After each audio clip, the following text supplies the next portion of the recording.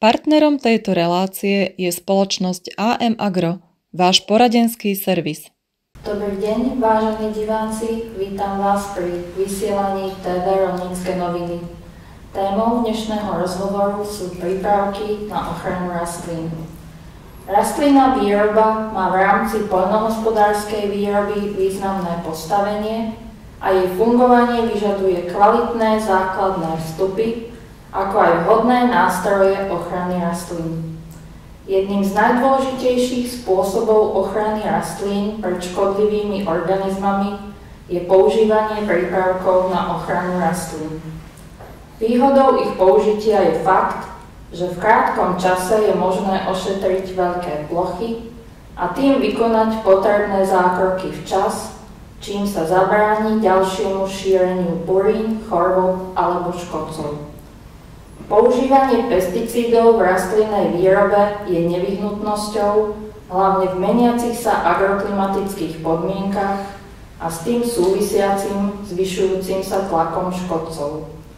Tento úvod je citáciou z Národného akčného plánu na dosiahnutie udržateľného používania prípravkov na ochranu rastlín a na túto tému sa dnes budeme rozprávať s naším hosťom, pani inžinierkou Bronislavou Škarbovou, PhD, expertkou na pesticídnu politiku na Ministerstve pôdohospodárstva a rozvoja vidieka Slovenskej republiky a zástupkyňou Slovenskej republiky na rokovaniach na pôde Európskej komisie a Rady, ako aj v medzinárodných organizáciách, ako sú FAO, OECD a EPO.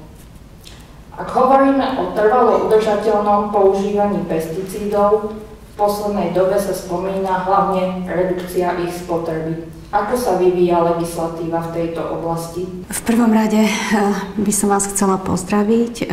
Ďakujem veľmi pekne za pozvanie do tejto relácie. Čo sa týka znižovania spotreby prípravkov na ochranu rastlín alebo agropesticídov, ktoré sa používajú v ochrane rastlín, tak tento cieľ vyplýva z Európskej zelenej dohody, ktorá bola premietnutá potom do následných stratégií, ako sú stratégia o biodiverzite, stratégia z farmy na stôl. A tam boli zakotvené dva základné ciele. Je to 50% zníženie používania chemických pesticídov a z nich pochádzajúceho rizika a 50% zníženie používania pesticídov, ktoré sú najrizikovejšie. Najskôr boli tieto ciele vnímané ako ambícia, neskôr boli pretavené do návrhu. Odborná verejnosť určite si pamätá termín tzv. SUR, alebo Sustainable Use Regulation, nariadenie o trvalo udržateľnom používaní prípravkov na ochranu rastlín, kde boli navrhnuté legislatívne ustanovenia, čo sa týka plnenia týchto cieľov. Tento návrh SUR bol predložený na rokovanie Rady v júni 2022. Bolo to počas českého predsedníctva a rokovania k tomuto návrhu nepriniesli nejaký pokrok. Ukázalo sa, že naozaj také reštriktívne, dosť nátlakové požadovanie zníženia používania pesticídov nevedie k nejakému konsenzu a skôr vyvoláva neistotu medzi farmármi, ale aj medzi ostatnou verejnosťou, pretože ochrana rastlín sa netýka len poľnohospodárstva. Máme tu rôzne nepoľnohospodárske použitia. Používanie pesticídov sa viac menej vníma vždy vo vzťahu k farmárovi, ale máme tu lesy, máme oblasti okolo železníc, máme oblasti okolo diaľnic, máme verejné priestranstva, sady, parky a tak ďalej, kde všade to používanie prípravkov na ochranu rastlín je relevantné. Treba ale pripomenúť, že to chápanie pesticídu alebo malo by byť dnes iné, ako bolo v minulosti, pretože viac ako tretina pesticídov v súčasnosti už nie sú tie tvrdé chemikálie, ale sú aj na prírodnej báze, sú na báze mikroorganizmov, čiže ten trend sa posúva skôr k tým bezpečnejším alternatívam. A takisto sa nedá povedať, že chemický pesticíd je en bloc, je rizikovejší ako nejaký biologický pesticíd. Vždy to záleží od štruktúry tej molekuly a od rizika, ktoré môže predstavovať. Aká je vlastne spotreba pesticídov na Slovensku v porovnaní s inými krajinami Európskej únie? Podľa štatistiky tak sme už teraz pod priemerom EÚ. Takže v podstate tento návrh nariadenia o udržateľnom používaní prípravkov na ochranu rastlín ustanovoval cieľ na úrovni Európskej únie, potom aj na úrovni členských štátov. Pre cieľ Európskej únie to bolo 50% zníženia používania pesticídov a pre členské štáty, ktoré už majú v súčasnosti pomerne nízke hodnoty používania, tak to bolo 35%. Čo sa týka Slovenska, tak my sme už v tom období, kedy bol tento návrh na stole predložený, dosahovali menej ako 50% priemernej spotreby Európskej únie. Ale samozrejme treba brať aj tú štatistickú neistotu a treba brať do úvahy takisto, že určité percento, odhaduje sa až okolo 20% používaných pesticídov pochádzajú aj z ilegálneho obchodovania. A tie určite teda do štatistiky neprichádzajú. Takže, ale stále sme na úrovni tých 50 alebo 48% z celkovej spotreby v rámci EÚ. Ak hovoríme o pesticídoch vo vzťahu k poľnohospodárstvu, myslíte si, že by bolo možné dopestovať dostatok produkcie bez ich používania? V niektorých prípadoch áno. Samozrejme záleží to od plodiny, lebo máme plodiny, ktoré sú veľmi náročné na ochranu, potom máme plodiny, ktoré sú viac menej bez používania prípravkov. Záleží to od konkrétneho roka, či je suchý rok, alebo je veľmi zrážkový rok, takže záleží to od viacerých faktorov, ale v poslednom období, a to posledné obdobie je viac ako už okolo 10 rokov, vplyvom klimatických podmienok máme nových škodcov, nie sme na to pripravení, alebo máme škodcov, ktorí sú u nás známi, ale sú na ďalších plodinách. Takže stále tá ochrana rastlín je pomerne komplikovaná, pretože sa musíme vyrovnávať s novými situáciami a nie je to jednoduché. Takže záleží to naozaj od tých konkrétnych podmienok. Samozrejme, tam, kde sa dajú chemické pesticídy nahradiť bezpečnejšími alternatívami, biologickou ochranou, tak je dobré ísť týmto smerom a samozrejme znižovať používanie na tú minimálnu mieru, ako sa len dá. Ak spomínate teda biopesticídy, ako je to s legislatívou?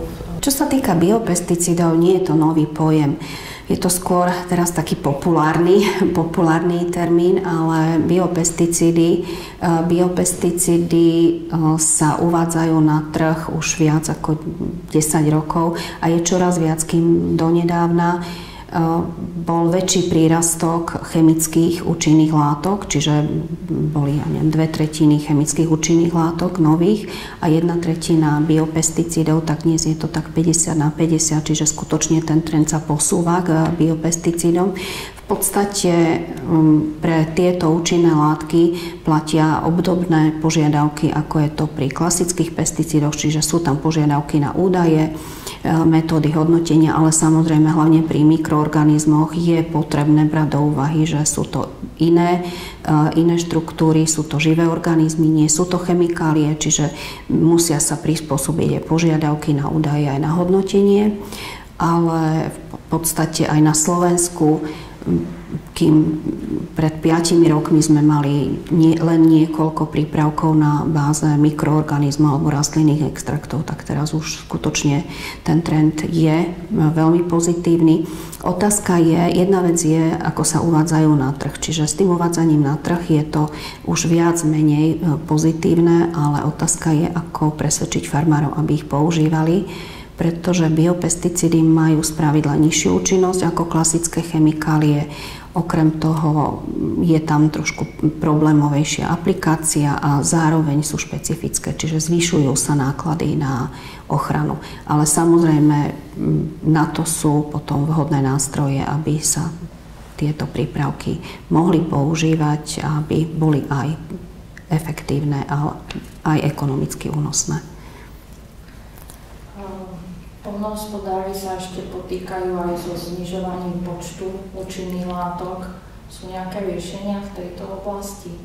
Tá situácia, ako som spomínala na začiatku, je veľmi zložitá, pretože v roku 2008 skončilo prehodnocovanie starých účinných látok. Čiže tie účinné látky, na ktoré sme boli zvyknutí, tak z celkového počtu látok, ktoré sa používali do roku 2006-2008, viac ako 2/3 vypadli. Čiže z celkového počtu nejakých 1250 látok zostalo na trhu 350 do 400. Bolo to vplyvom novej legislatívy, ktorá zavádzala prísnejšie štandardy, prísnejšie hodnotenia. Na to prišla nová legislatíva v roku 2009, takže tam sa zaviedli tzv. Cut-off kritéria, čiže všetky reprotoxické, mutagénne a karcinogénne látky kategórie 1, mutagénne teda ako také a karcinogénne a reprotoxické kategórie 1 sa vylúčovali. Takže tam došlo k ďalšiemu vylúčovaniu látok. Takže tá situácia pre ochranu rastlín začala byť naozaj veľmi kritická. Keď sa pozrieme na súčasnú situáciu, tak vzhľadom na to, že tie pesticídne látky sa vždy schvaľujú na obdobie 10 pri tých nízkorizikových 15 rokov, potom sa prehodnocujú podľa novších štandardov, podľa prísnejších kritérií. Čiže aj tie látky, ktoré boli do toho roku 2008 brané ako schválené, boli schválené, tak teraz sa postupne vylúčujú, pokiaľ tieto nové štandardy nesplňajú. A stále ten príliv nových alternatív je pomalší, ako je odliv starých účinných látok. Takže situácia je komplikovaná. Môžem povedať, že je tu trend pomôcť praxi. Komisia využíva tzv. Nástroj esenciálnych použití. To znamená, ak na dané použitie v niektorých členských štátoch neexistuje iná alternatíva, je možné požiadať o tú výnimku, ale to musí požiadať výrobca, čiže notifikátor. Nie je to vec členských štátov a výrobcovia veľakrát teda nevyužívajú túto možnosť a zároveň je tu také novum, bolo to vypracované minulý rok, dokument tzv. Kompendium. A je to súbor všetkých doteraz dostupných metód, ktoré môžu viesť k znižovaniu rizika. Čiže tie účinné látky, ktoré doteraz neprešli touto lustráciou, pokiaľ sa nasmeruje ten manažment rizika vhodnými nástrojmi, tak môžu týmto hodnotením prejsť aj vyššie rizikové látky. Ide napríklad na ten tzv. Close transfer systém, čiže uzavretý systém miešania, riedenia postrekovej zmesi. Takisto tu máme už prvky precízneho poľnohospodárstva. Tam sa takisto môže dosiahnuť významné zníženie používania prípravkov aj rizika. Takže toto kompendium je novým dokumentom, je živým dokumentom, čiže bude sa postupne doplňať na základe nových poznatkov a tu je teda možnosť udržať tie účinné látky na trhu, ktoré by podľa tých predchádzajúcich štandardov neprešli hodnotením. Sú ešte nejaké ďalšie novinky v oblasti prípravkov na ochranu rastlín, čo treba spomenúť? Čo je veľmi dôležité, čo sa týka legislatívy, je to označovanie prípravkov na ochranu rastlín. Je pripravené nové nariadenie o označovaní, čiže ako má vyzerať etiketa, aké informácie sa tam majú nachádzať. Pre chovateľov včiel pozitívna informácia, je tam zavedený piktogram rizikovosti na včely, čiže je tam nový piktogram.